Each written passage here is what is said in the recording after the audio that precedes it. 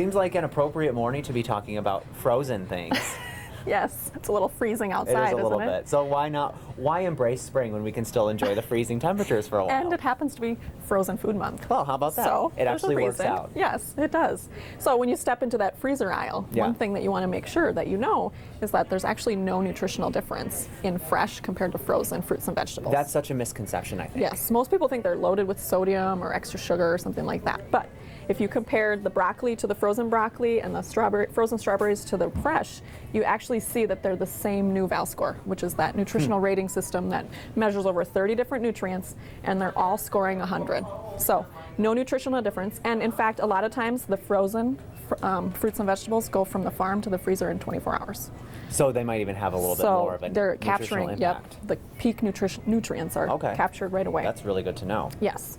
So the second thing to know is that when you're looking in the freezer for some healthier foods and meals, don't feel bad about those because there's some really good options. Okay. And what you want to look for, take a look at the nutrition fact panel, and you want to make sure it has less than 500 calories. So you just kind of look at that and take a note of the serving size too, because sometimes it might say 2 servings, so then you have to double everything. Gotcha. And then you also want to look at the sodium. That should be less than 600 milligrams, and that would be completely a healthy meal. And then also fiber, you want to make sure at least 4 grams of fiber at least, because you're trying to get 10 grams of fiber in a serving or in a meal.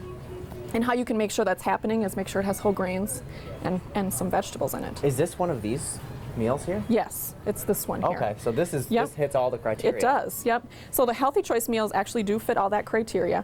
And this, in fact, is this one right here, the chicken pesto Alfredo. Oh, wow. When you take it out of the package and you cook it in the package, but then you plate it, it does not look like a frozen meal that you think of in your mind. No, it doesn't. And it's very healthy for you, and it also has a lot of great flavor too.